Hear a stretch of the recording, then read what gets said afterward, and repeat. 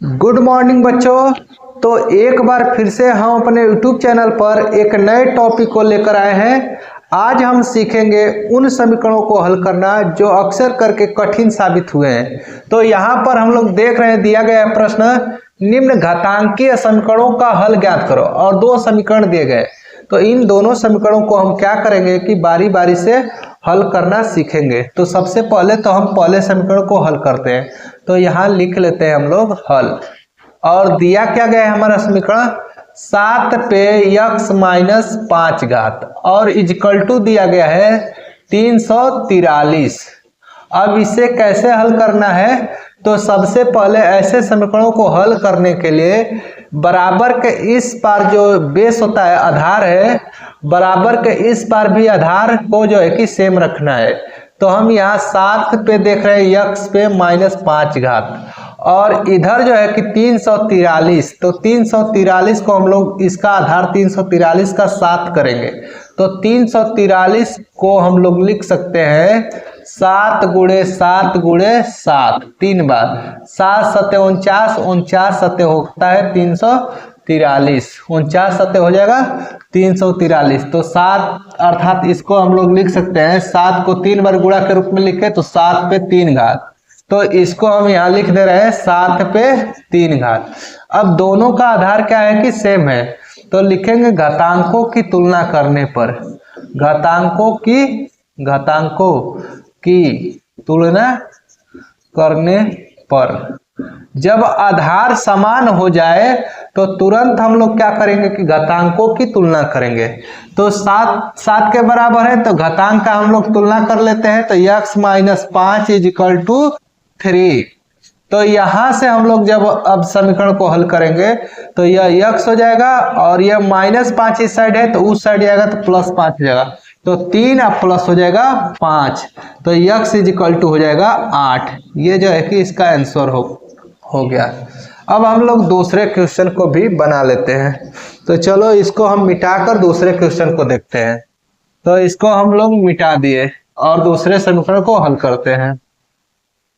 दूसरा समीकरण हमारा दिया गया है, ध्यान से देखो दिया क्या गया है, 5 पे x प्लस 3 घात इक्वल टू दिया गया है 25 पे 3x माइनस 4 घात।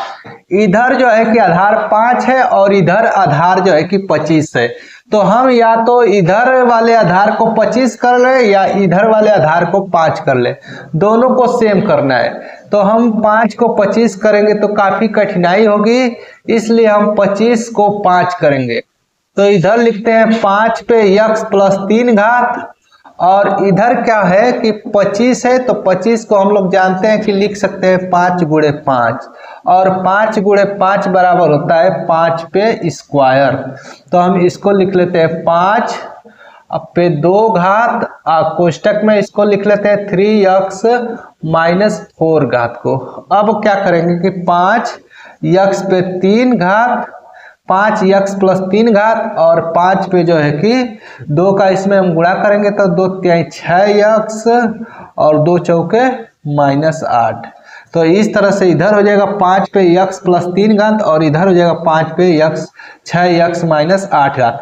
अब इसका क्या करेंगे कि घातांकों की तुलना, क्योंकि आधार बराबर है, घातांकों की तुलना, आधार यदि बराबर है तो हम घातांकों की तुलना करेंगे तुरंत। तो x प्लस 3 घात इधर हो जाएगा, और इजिकल टू में हम x प्लस 3 के इजिकल टू लिखेंगे 6x माइनस 8। अब क्या करेंगे कि 6x को इस साइड लाएंगे या 3 को उस साइड भेजेंगे। तो इधर हो जाएगा x और 3 को उस साइड ले जाएंगे, और इधर 6 को लाते हैं तो ये माइनस 6x हो जाएगा, और 3 को उस साइड भेजते हैं तो 3 को जब उधर भेजेंगे तो माइनस 8 पहले से है, और ये प्लस 3 है तो उस साइड जाएगा तो माइनस 3 हो जाएगा। अब इसको घटाते हैं तो माइनस 6x में से x घटाएंगे तो आएगा माइनस 5x, इसको घटाएंगे तो माइनस 8 में से माइनस 3 घटाएंगे तो माइनस 11।